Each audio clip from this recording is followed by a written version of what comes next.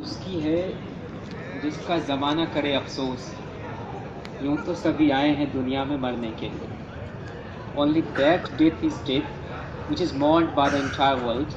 Otherwise, people take birth on this earth merely to die. और वाकई विद्रोही जी की मौत पर हर कोई यहाँ अफसोस करे. विद्रोही जी के साथ बहुत ज़्यादा वक्त हमने नहीं गुजारा है, मैंने नहीं गुजारा है, लेकिन कुछ वाकई हैं, कुछ संस्मरण हैं मेरे भी. जिस वक्त मैं आईएमसी में आया था, और आईएमसी का हर आदमी आधा जेएनयू का ही समझता है खुद को, तो जेएनयू अलुमनाई मीट चल रही थी और वहाँ पर विद्रोही जी अपनी कविताएं पढ़ रहे थे, तो बुलाया गया. और एक बात जो विद्रोही जी के साथ थी, कितना पढ़ना है, कितना बोलना है, यह संचालक भले तय कर दे, लेकिन क्या पढ़ना है और क्या बोलना है यह कोई नहीं तय कर सकता था. इस मामले वो बहुत ही आज़ाद ख्याल के थे. और विद्रोही का असल में जीवन के हर मोर्चे पर विद्रोही होना ही विद्रोही को विद्रोही बना गया. एक दिन यूं ही गंगा ढाबे पर कुछ दोस्तों के साथ, जगन्नाथ चंचल जी और विवेकानंद जी के साथ में बैठा हुआ था, और बहुत ही सकचाते हुए, हिचकते हुए और डरते हुए विद्रोही जी को हम लोगों ने बुलाया. विद्रोही जी कुछ सुनाइए. उन्होंने 2-3 लाइन की एक छोटी सी कविता और बहुत ही तुरंत की लिखी हुई सद्य सृजित कविता हम लोग सामने रखी और कहा कि हमने जीवन के कितने वर्ष खपा दिए इस सहजता को हासिल करने में, और सहजता ऐसे भी मुश्किल से आती है. लेकिन बच्चे, हमारी सलाह है तुम्हें, जो भी कहा वीरेंद्र जी ने, कि दिन भर पढ़ना, रात भर लिखना. जीवन क्या है? जीवन क्या है? परियोजना. वहाँ पर वो कोई क्वेश्चन मार्क नहीं है, वो असर्ट करते हैं कि वाकई जीवन परियोजना है. और वो बोलते हैं कि जीवन को प्रोजेक्ट के रूप में लो और तुम सब हमारे प्रोजेक्ट का हिस्सा हो. ये बहुत बड़ी अपेक्षा उनकी थी. और आज उनका जो भी ग्लोरिफिकेशन हो सकता है, उनकी कविताओं की औपचारिक समीक्षा होनी बाकी है. और उनके जेएनयू में आने के समय के बाद से ही, उनके अध्ययन काल से ही उनकी कविताओं के प्रति जो उपेक्षा भाव बढ़ता गया, जिस जेएनयू ने हिंदी जगत को सबसे बड़ा क्रिटिक देने का, जिसको गौरव हासिल है एक तरह से, उसमें एक बहुत बड़ी बात उन्होंने एक बातचीत में फिर कही. उन्होंने कहा कि हिंदी साहित्य जगत में जो शोषण नामवर सिंह ने किया है, मैनेजर पांडे इस मामले में उनके सामने कहीं टिकते भी नहीं हैं. और सच तो ये है कि मैनेजर पांडे विद्रोही परंपरा के शिक्षक हैं. वो मैनेजर पांडे का बचाव कर रहे हैं, यानी कहीं ना कहीं मैनेजर पांडे से उनका संबंध बहुत ठीक ठाक रहा होगा.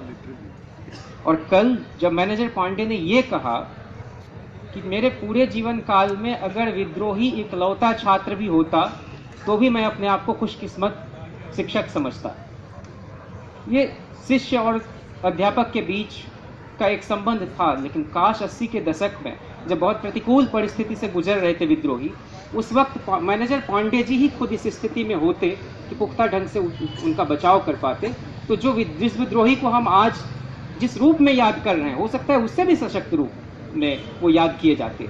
और ऐसा भी नहीं है कि बहुत शौकिया यह जीवन शैली चुनी गई होगी. हाँ, ये जरूर है कि उनकी शख्सियत का एक बहुत बड़ा पक्ष था, वो हमेशा विचारधारा के मामले में, जीवन के प्रति, दुनिया के प्रति कहीं कोई वक्रता नहीं आई. उनके आरंभिक रचनाओं को उठाकर देख लीजिए और उनकी आखिरी रचना को, कहीं कोई वक्रता नहीं है, कहीं कोई डिटेरियोरेशन नहीं है, कहीं किसी तरह का संशय आपको नहीं मिलेगा. इस तरह का जीवन जीने वाला आदमी जब इस तरह की मौत मरता है तो आने वाली नस्लों के लिए बहुत बड़ी जवाबदेही, जिम्मेदारी छोड़कर जाता है. 2-3 दिन, उनकी मौत से 2 दिन पहले ही कॉमरेड कन्हैया के साथ हम लोग एक शादी में थे और मैंने इनको कहा कि ये एक ऐसा वक्त चल रहा है जब ऑक्युपाई यूजीसी मूवमेंट और कई तरह की व्यस्तताओं में आप उलझे हुए हैं, और वो बहुत बहुत ज़रूरी लड़ाई है और उसको पूरी संजीदगी से हम लोग लड़ भी रहे हैं. लेकिन कैंपस के अंदर जिस विद्रोही को अपना कोर्स पूरा किए हुए बगैर बाहर निकल जाना पड़ता है और कई साजिशन निकलना पड़ता है, ठीक है, कई तरह की सीमाएं होती हैं, लेकिन आज क्या वो ड्रॉप आउट बंद हो गया? आज क्या शिक्षकों का जो हॉस्टाइल एटीट्यूड है कई बार, वो क्या खत्म हो गया? ये बहुत बड़े सवाल हैं. उसको उसको एड्रेस करने की जरूरत है। आज भी शिक्षक कई जानबूझकर तंग करते हैं बच्चों को, मानसिक रूप से कुंठित और डिप्रेस्ड होके अवसादग्रस्त होकर कई बच्चे तो पीएचडी सबमिट करने से पहले चले जाते हैं यहाँ से छोड़कर। बहुत बड़े सवाल है। दूसरा तीसरा विद्रोही इस कैंपस में उस रूप में नहीं जाना जाए, ये हम सबकी जवाबदेही है। और कॉमरेड ने आश्वस्त भी किया कि ये वाइवा वोस के मार्क्स हों चाहे बाकी जो भी डिस्क्रिपेंसीज यूनिवर्सिटी के अंदर हैं, उसको भी हम लोग दूर करने की कोशिश करेंगे और पूरी ईमानदारी से उसके लिए हम लगेंगे। कुछ बातें और विद्रोही जी के संदर्भ में जो मुझे याद आ रही हैं। हम लोग JNU-SU की विक्ट्री मार्च के बाद से निकल रहे थे, वहाँ पर भी उन्होंने एक कविता, वो जब बहुत खुश होते थे तो वो लंबी कविता जो उनकी थी लाल है वो सुनाते थे और गौरव से भर जाता था उनका पूरा का पूरा चेहरा। और उनके चेहरे की झुर्रियों में और उन उभरती लकीरों में कोई चाहे तो साम्यवाद के कई खुलती परतें, कई तरह के गूढ़ रहस्य और अर्थ प्रकट होते थे। कोई चाहता तो उससे साक्षात्कार कर सकता था।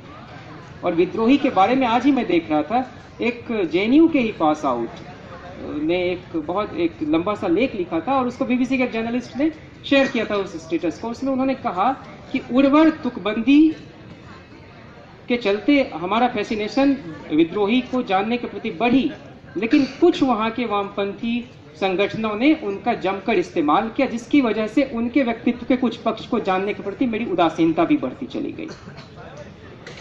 मैं तो ये कहूंगा कि उनकी कविता उर्वर तुकबंदी से बहुत आगे की यात्रा है और उनकी कविताओं की समीक्षा इस तरह से अगर आप करेंगे तो यह बेहद निर्मम मूल्यांकन होगा, यह बेहद निर्मम और निष्ठुर व्याख्या होगी, यह आधा अधूरा इवैल्यूएशन और असेसमेंट होगा। मार्क ट्वेन ने कहा कि I never allowed colleges and universities to interfere with my education, और विद्रोही ने वही किया। इस विश्वविद्यालय को कभी इंटरफेयर करने ही नहीं दिया अपनी शिक्षा दीक्षा के साथ।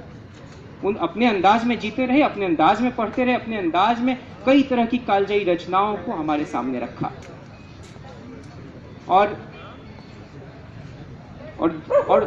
और विद्रोही जैसे शख्सियत को, विद्रोही जैसे आदमी को किसी नामवर सरीखे आलोचक का मोहताज कभी होना भी नहीं पड़ता है।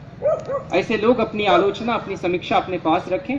विद्रोही अपनी परंपरा के चलते, अपनी जीवन शैली के चलते, अपनी ईमानदारी के चलते आज हमारे सबके बीच उतने लोकप्रिय हैं, मकबूल हैं, मशहूर हैं। और उनके बारे में एक लाइन में अगर कहना होगा मुझे, तो मैं तो ये कहूंगा कि उनकी सच्ची और सहज कविता सत्ता पक्ष में बैठे झूठे लोगों को सबसे ज्यादा असहज करती थी। और वो सत्ता पक्ष ही नहीं, जीवन के कई तरह के सत्ताएं, चाहे वो बाबाडम स्थापित हो एकेडमिया का, वह असहज हुआ, उनसे असुरक्षा भाव महसूस किया तो उनको निकाल बाहर फेंक दिया। ये इस तरह की चीजें हर दौर में चलती रही हैं। जो लोग आपसे असुरक्षित महसूस करेंगे वो टीचर आपको इसी तरह से कॉर्नर करेंगे। तो जिसको झेला विद्रोही जी ने, हम चाहते हैं कि दूसरा तीसरा विद्रोही इस कैंपस में फिर से नहीं इस तरह की चीज़ों से वो उसको जूझना पड़े। ये हम सबकी जवाबदेही, ये हम सबकी जिम्मेदारी है। और जो जीवन शैली विद्रोही ने जिया वह बहुत शौकिया नहीं था, ठीक है, उनका अपना कमिटमेंट था, उनकी अपनी प्रतिबद्धता थी तमाम चीज़ों के प्रति, लेकिन ये सूरत हाल कर देने के लिए यहाँ के वो तमाम शिक्षक जिम्मेदार थे जिन्होंने उनके साथ तमाम तरह की क्रूरताओं के साथ व्यवहार किया, पक्षपात किया। इसलिए विद्रोही जी की जो लेगेसी है, उनकी जो धरोहर है, उनको संजोने के लिए, उसको संभालने के लिए हम सबको बहुत ही प्रतिबद्ध होकर लड़ने की ज़रूरत है। और इस कैंपस की लड़ाई बहुत महत्वपूर्ण है और उसको अगर हम एड्रेस नहीं कर पाए, वाह उसके मार्क्स। मैं तो ये कह रहा हूँ कि जब मैं कॉमरेड कन्हैया के प्रचार में जा रहा था, मुलायम सिंह भी थे, एक लड़की ने वो CHS में जब मैं उसको पर्चा दे रहा था, उसने इतनी हिकारत भरी नज़र से देखा मुझे, मतलब सब लोग पक चुके हैं वही, या उसके मार्क्स कम कर रहे हैं, 4 साल से वही चल रहा है, नहीं हटवा पा रहे हैं आप। क्या है, आपको रिसर्च प्रपोजल चाहिए, आप थियरी वाला जो पोर्शन उसी में पूछ लीजिए ना।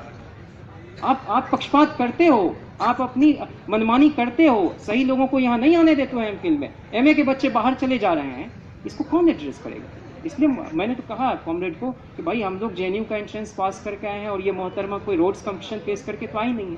बाद में मुझे एहसास हुआ कि ऐसा नहीं है, वह जो खीज है उसकी, वह जो इरिटेशन है वो वाजिब है। हम हर बार वही घोषणा करते हैं, हम प्रेसिडेंशियल डिबेट में बहुत चीख चिल्ला के हर संगठन वाले लोग करते हैं, लेकिन नहीं करा पा रहे हैं। इसलिए बहुत बड़ी जवाबदेही है। और हम तो और जो जिन लोगों ने जिताया है इस बार, तमाम तीनों चारों लोगों को, मैं कॉमरेड नागा को भी बोल रहा हूँ या कॉमरेड शैला को भी बोल रहा हूँ, आपकी जिम्मेदारी, आपकी जवाबदेही है और हम सब आपके साथ हैं। अब जहाँ कहें, जिस तरह से दबाव बनाना हो एकेडमिक काउंसिल की मीटिंग में जो करना हो आप कीजिए, सारे लोग आपके पक्ष में होंगे। लेकिन ये नहीं चलेगा, बार बार नहीं चलेगा यह मुद्दा कि आप उसके मार्क्स घटवा रहे हैं 4 साल से घट ही रहा है। इसलिए कॉमरेड विद्रोही के प्रति सच्ची श्रद्धांजलि वही होगी, सच्चा सुर्ख सलाम वही होगा कि हम उनको जो फेस करना पड़ा वो आने वाली नस्लों को नहीं फेस करना पड़े। इन्हीं उम्मीदों यकीन के साथ नाम देता हूँ। लाल सिंह।